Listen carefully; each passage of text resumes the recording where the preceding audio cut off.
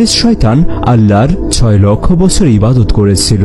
আর যখন তাকে শয়তান বলে আরশ থেকে বের করে দেওয়া হয়েছিল, তখন সে বলেছিল, আমি যত বছর আপনার ইবাদত করেছি, এর পরিবর্তে আমি যা চাই তাই দিতে হবে। আল্লাহ বলেন, তুই কি চাস? উত্তরে সে বলল, হে আল্লাহ, আপনি আমাকে পৃথিবীতে মারদুত হিসেবে প্রেরণ করেছেন, আমার জন্য একটি ঘর বানিয়ে দিন। আল্লাহ পাক বলেন, তোমার ঘর হচ্ছে হাম্মাম খানা। শয়তান বলল, আমার একটা বসার জায়গা করে দিন। আল্লাহ পাক বলেন, তোমার বসার জায়গা বাজার এবং রাস্তা। শয়তান বলল, আমার খাওয়া প্রয়োজন। আল্লাহ পাক বলেন, তোমার খাওয়া ওই সব জিনিস যাতে আল্লাহর নাম নেওয়া হয় না। তাবারানি অধ্যায় মাজমাউজ্জা ওয়ায়েদ খণ্ড নং 2 হাদিস নং 119। জিনেদের পঞ্চম বাদশাহ হামুসের পুত্র খবিসের ঔরসে এবং তার কন্যা নিবলিসের গর্ভে ইবলিসের জন্ম হয়। খবিস ছিল সিংহের মতো শক্তিশালী এবং স্বভাব ছিল বাঘের মতো। নিবলিস ছিল ভীষণ ধূর্ত, হিংসুক এবং নিষ্ঠুর প্রকৃতির। ইবলিস ছিল অসাধারণ প্রতিভাবান, খুবই সুদর্শন, সাহসী, শক্তিশালী এবং একঘেয়ে।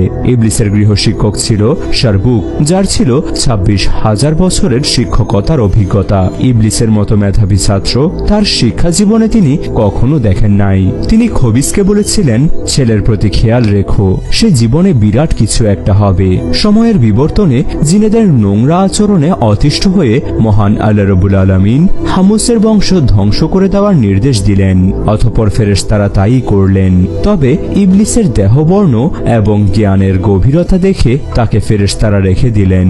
সহসাই ইবলিস তার আচরণে ফেরেশতাদের মন জয় করে ফেলল। ফেরেশতারা ইবলিসকে খাসেন নামক সনদ প্রদান করলেন, যার অর্থ হল মহাজ্ঞানী। এরপর ফেরেশতাগণ তাকে আসমানে তুলে নিলেন।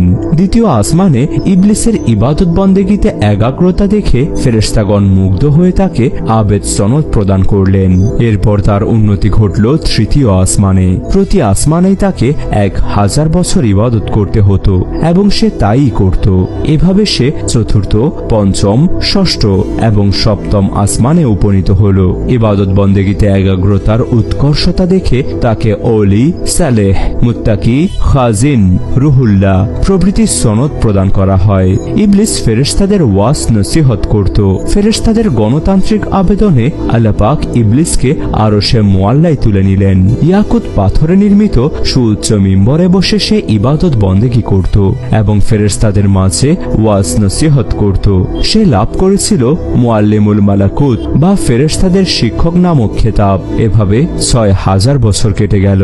ইতোপূর্বে পাপী জিনেদের ধ্বংস করার সময় কিছু সংখ্যক সৎ চরিত্রের জিন পাহাড়ে পর্বতে আশ্রয় গ্রহণ করে মহান আল্লাহ পাকের ইবাদতে মগ্ন থেকে জীবন রক্ষা করেছিল। এতদিনে এসব ভালো জিনেদের বংশধরেরা পৃথিবী পূর্ণ করেছে। আর এসব জিনেদের ভালোভাবে হেদায়েত করার জন্য ইবলিসকে পৃথিবীতে আসার নির্দেশ দিলেন আল্লাহ তাআলা। ইবলিস দরখাস্ত করল যে সে সারাদিন পৃথিবীতে আল্লাহর নির্দেশে কাজ করবে বটে, তবে রাতে যেন আরশে মুআল্লায় আল্লাহ পাকের ইবাদতে রত থাকার অনুমতি যেন তাকে দেওয়া হয়। আল্লাহ পাক তার দরখাস্ত মঞ্জুর করলেন। ইবলিস আরশে মুআল্লায় ইবাদতের পাশাপাশি ফেরেশতাদের কোচিং করান, সৎ উপদেশ দান করেন। তবে পৃথিবীর জিনেরা ইবলিসের উপদেশাবলী উপেক্ষা করে যার যার রুচিবোধ অনুযায়ী চলতে লাগলো। তাই ইবলিস রাগান্বিত হয়ে আল্লাহ পাকের নিকট জিনেদের ধ্বংস করে দেওয়ার জন্য আবেদন করলেন। কথা হলো, ইবলিস জিনেদের হিদায়াতের জন্য আল্লাহ পাকের নিকট আবেদন না করে তাদের ধ্বংস প্রার্থনা করলেন। ইবলিস জিন এবং ফেরেশতাদের একচ্ছত্র নেতা বনে গেল। তাছাড়া আসমান ও জমিনে এমন কোনো জায়গা নেই যেখানে ইবলিসের সিজদা পড়ে নাই। তাই আল্লাহ পাকের নিকট তার কোনো দরখাস্তই না মঞ্জুর হতো না। এরই মাঝে ইবলিসের লাউহে মাহফুজ দর্শনের ইচ্ছা জাগ্রত হলো। আবার দরখাস্ত মহান আল্লাহ রাব্বুল আলামিনের নিকট, অতঃপর তা মঞ্জুরও হয়ে গেল। হযরত মিকাইল আলাইহিস সালামের উপর দায়িত্ব পড়ল তাকে লাউহে মাহফুজ ঘুরিয়ে দেখানোর জন্য। আসমান ও জমিনে এমন কোনো জায়গা নেই যেখানে ইবলিসের সিজদা পড়ে নাই। তাই আল্লাহ পাকের নিকট তার কোনো দরখাস্তই না মঞ্জুর হতো না। এরই মাঝে ইবলিসের লাউহে মাহফুজ দর্শনের ইচ্ছা জাগ্রত হলো। আবার দরখাস্ত মহান আল্লাহ রাব্বুল আলামিনের নিকট, অতঃপর তা মঞ্জুরও হয়ে গেল। হযরত মিকাইল আলাইহিস সালামের উপর দায়িত্ব পড়ল তাকে লাউহে মাহফুজ ঘুরিয়ে দেখানোর জন্য। লাউহে মাহফুজে রয়েছে সৃষ্ট মানুষ, ফেরেশতা এবং জিনেদের ভাগ্যলিপি তথা কর্মফলের রেজিস্টার। ইবলিস দেখলো আল্লাহর এক সৃষ্ট দাস একাধারে 6 লক্ষ বছর ইবাদত করার পরেও আল্লাহর একটি মাত্র আদেশ অমান্য করার অপরাধে অভিশপ্তে রূপান্তরিত হয়ে বেহেশত থেকে বিতাড়িত হবে। স্পষ্ট লেখা রয়েছে লানাতুল্লাহি আলাল ইবলিস, অর্থাৎ ইবলিসের উপর অভিশাপ বর্ষিত হোক। ইবলিস তখনও জানত না কে এই অভিশপ্ত বদমাইশ, কারণ সে নিজেকে সবচেয়ে পুণ্যবান ভাবত। আর এটা দেখে সে আল্লাহ পাকের নিকট এক সেজদায় 6000 বছর কাটিয়ে দিল।